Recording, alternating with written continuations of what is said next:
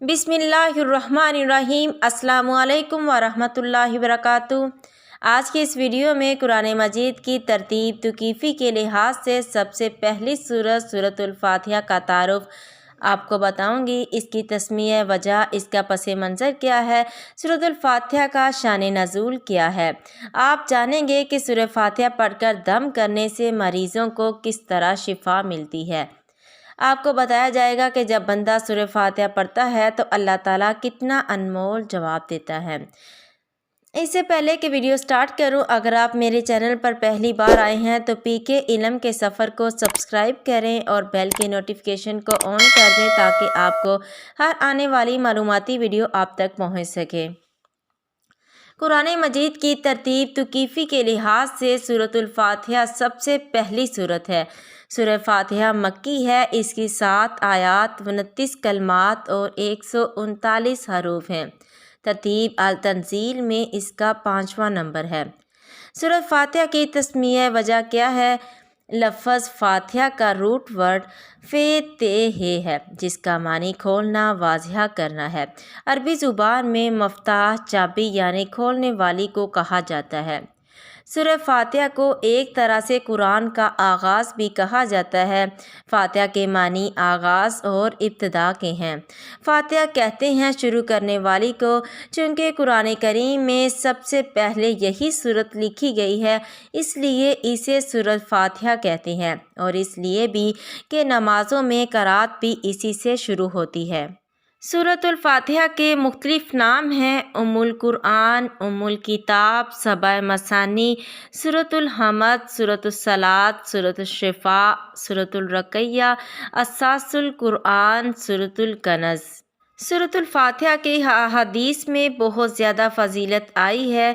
एक हदीस कुदसी में है, अल्लाह ताला ने फरमाया कसम तो सलात बैनी व बैना आब्दी। सही मुस्लिम की ये हदीस है। मैंने सलात यानी नमाज को अपने और अपने बंदे के दरमियान तकसीम कर दिया है। मुराद सूरतुल फातिहा है।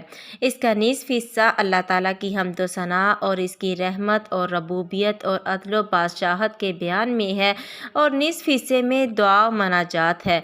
जब बंदा अल्लाह की बारगाह में दुआ करता है इसके साथ तो अल्लाह ताला उसकी दुआ को कबूल करते हैं। आप सल्लल्लाहु अलैहि वसल्लम ने फरमाया ला सलात लिमन लम यक़रा बिफ़ातिहल किताब। इस शख्स की नमाज नहीं जिसने सूरतुल फातिहा नहीं पढ़ी। हज़रत अबू हुरैरा रज़ियल्लाहु अन्हु ने फरमाया करा बिहा फ़ी नफ्स का, इमाम के पीछे तुम सूरह फातिहा अपने जी में पढ़ो। मसनद अहमद में हज़रत अबू सईद बिन मुअल्ला रज़ियल्लाहु अन्हु से मरवी है कि मैं नमाज़ पढ़ रहा था और रसूलुल्लाह सल्लल्लाहु अलैहि वसल्लम ने मुझे बुलाया। मैंने कोई जवाब न दिया। जब नमाज से फ़ारग होकर मैं हज़ूर सल्लल्लाहु अलैहि वसल्लम की खिदमत में हाज़िर हुआ तो आपने फरमाया अब तक किस काम में थे। मैंने कहा हज़ूर मैं नमाज में था। आपने फरमाया कि अल्लाह ताला का ये फरमान तुमने सुना है, ए ईमान वालो, अल्लाह के रसूल जब तुम्हें पुकारें तो जवाब दो। अच्छा सुनो, मैं तुम्हें मस्जिद से निकलने से पहले बता दूंगा कि कुरान पाक में सबसे बड़ी सूरत कौन सी है। फिर मेरा हाथ पकड़े हुए जब आपने मस्जिद से निकलने का इरादा किया तो मैंने आपका जवाब वादा याद दिलाया। आपने फरमाया सूरत अल्हम्दुलिल्लाहि रब्बिल आलमीन है। यही सबअ मसानी है और यही वो कुरान अज़ीम है जो मुझको दिया गया है। इसी तरह ये रवायत सही बुखारी शरीफ, अबू दाऊद, निसाई और इब्ने माजा में भी दूसरी संदों के साथ है। सही बुखारी शरीफ फ़ज़ाइल अल कुरान में हज़रत अबू सईद खुदरी रज़ियल्लाहु अन्हु से रवायत है कि हम एक मरतबा सफ़र में एक जगह उतरे हुए थे। नागहां एक लोंडी आई और कहा कि यहाँ के कबीला के सरदार को सांप ने काट खाया है। हमारे आदमी यहाँ मौजूद नहीं। आप में से कोई ऐसा है कि झाड़ फूँक कर दे। हम में से एक शख्स उठकर इसके साथ हो लिया। ہم نہیں جانتے تھے کہ یہ کچھ جھاڑ پھونک بھی جانتا ہے۔ اس نے وہاں جا کر کچھ پڑھ کر دم کر دیا۔ اللہ کے فضل سے وہ بالکل اچھا ہو گیا۔ 30 بکریاں اس نے دیں اور ہماری مہمانی کے لیے دودھ بھی بہت سارا بھیجا۔ جب وہ واپس آئے تو ہم نے پوچھا کیا تمہیں جھاڑ پھونک کا علم تھا؟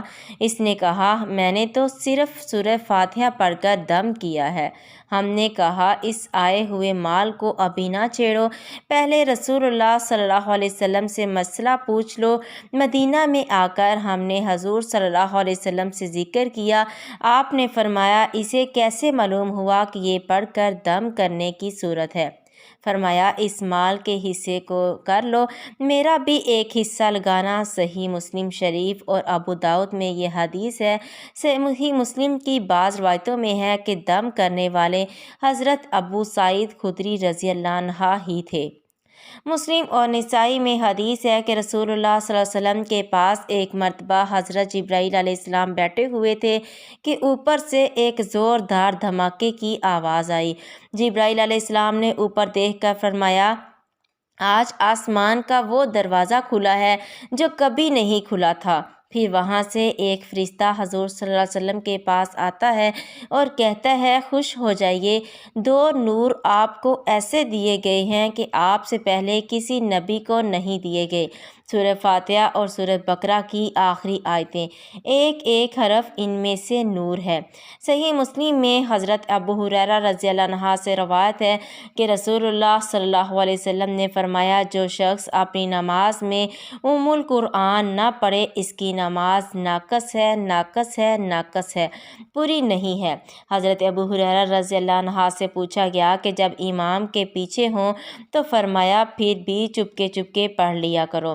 میں نے رسول اللہ صلی اللہ علیہ وسلم سے سنا ہے آپ فرمایا کرتے تھے کہ اللہ تعالیٰ کا فرمان ہے کہ میں نے نماز کو اپنے اور اپنے بندے کے درمیان نصف نصف کر دیا ہے اور میرا بندہ مجھ سے جو مانگتا ہے وہ میں دیتا ہوں۔ جب بندہ کہتا ہے الحمدللہ رب العالمین تو اللہ تعالیٰ فرماتا ہے حامدنی عبدی، میرے بندے نے میری تعریف کی۔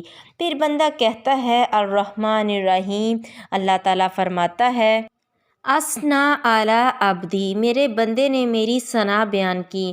پھر بندہ کہتا ہے مالکی یوم الدین، اللہ تعالیٰ فرماتا ہے مجدنی عبدی، میرے بندے نے میری بزرگی بیان کی۔ بعض روایتوں میں ہے کہ اللہ تعالیٰ اس کے جواب میں فرماتا ہے فوضا الی عبدی، میرے بندے نے خود کو میرے سپرد کر دیا۔ پھر بندہ کہتا ہے ایاک نعبد و ایاک نستعین، اللہ تعالیٰ فرماتا ہے یہ ہے میرے اور میرے بندے کے درمیان اور میرا بندہ مجھ سے جو مانگے گا میں دوں گا۔ پھر بندہ ولاضالین تک پڑھتا ہے، اللہ تعالیٰ فرماتا ہے یہ سب میرے لیے ہے اور یہ جو مانگے گا وہ اس کے لیے ہے۔ نسائی میں بھی یہ روایت ہے، بعض روایات کے الفاظ میں کچھ تبدیلی بھی ہے۔ ترمذی نے اس حدیث کو حسن کہا ہے، ابو زرعہ نے اسے صحیح کہا ہے، مسند احمد میں بھی یہ حدیث متول موجود ہے۔ اس کے راوی حضرت ابی بن کعب رضی اللہ عنہ ہیں۔ ابن جریر کی ایک روایت میں اس حدیث کے یہ الفاظ بھی ہیں کہ اللہ تعالیٰ فرماتا ہے یہ میرے لیے ہے اور جو باقی ہے وہ میرے بندے کے لیے ہے۔ یہ حدیث قریب ہے۔ میں امید کرتی ہوں آج کی ویڈیو آپ کو پسند آئی ہوگی، آپ کے علم میں اضافہ ہوگا۔